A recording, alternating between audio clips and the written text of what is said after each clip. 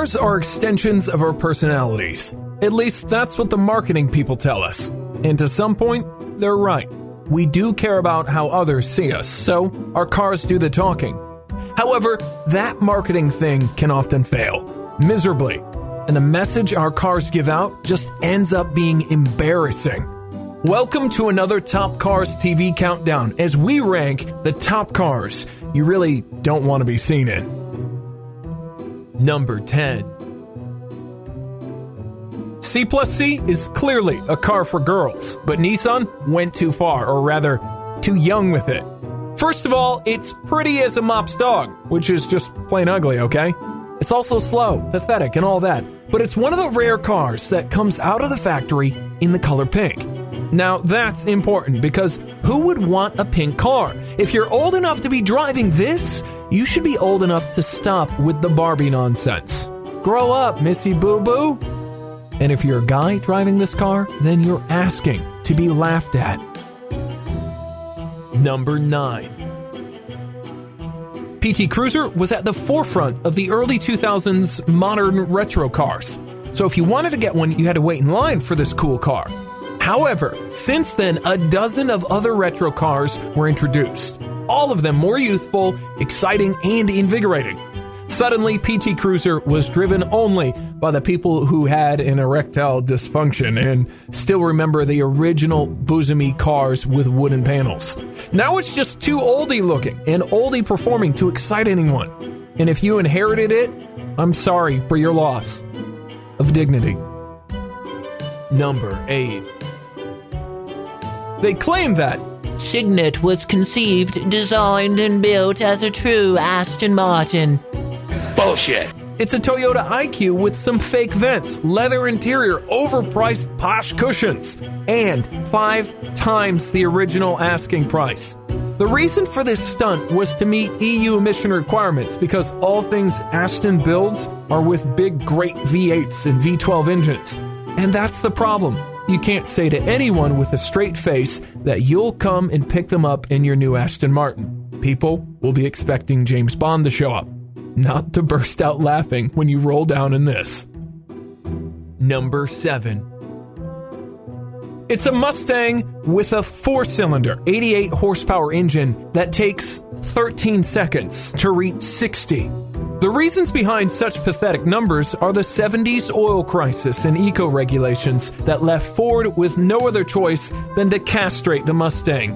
Even the top model, with a 5-liter engine and a fierce King Cobra name, was affected and produced a measly 133 horsepower figure. It's also ugly, based on a dangerously flawed Pinto. And still, it's a huge success story for Ford since they sold over 1 million. But it's called Mustang, like the muscle car, except this one has no muscle at all. Number 6. When the creators of Breaking Bad wanted to portray a complete loser, they had him drive this, the ugliest car ever made. Well, maybe. Anyway, the Pontiac Aztek is so ugly that staring directly into the sun seems as a healthy alternative to laying eyes on this tragedy. Looking at all the details, it's hard to tell if it was designed like this on purpose or they just put together some mismatching parts they found on the floor.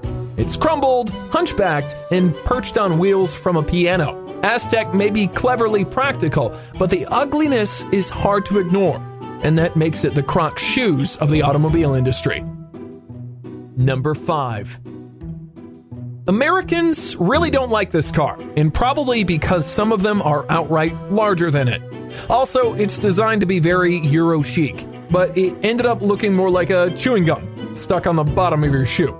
And if you think that it's a good city car, it's not. It gets stuck in traffic just like any other car.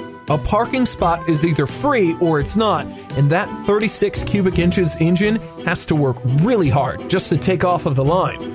So it's not as economical as you might think. It's shit. Number 4. I know that there are different car cultures, and we should all respect each other, but man, this one's hard to defend. It's all about having the flashiest, most ridiculously styled car with a bunch of race-inspired cosmetic enhancements. The key word here is inspired, because none of those things will make it go any faster and will more likely make it slower due to the poorly implemented, obnoxious aero kit. And then there's the over-the-top multimedia interior, glowing things, pearlescent paints. Everything is just so clownish. If you showed up to a funeral with this, people would probably bury the car instead, with you still inside. Number 3. Hummer's first model, the H1, was a capable, rugged off-roader derived from a real military vehicle. This H2 is all the same, but only on the surface. Those helicopter hooks are fake. Hood vent, fake. Off-road capabilities, fake. All fake. Plus, it's widely considered as the most obnoxious extension for your shorty and nothing but an attention seeker. Then, to finish it off, it's adored by those excessive rappers that turn them into the most cringy, flashy, useless things on the road.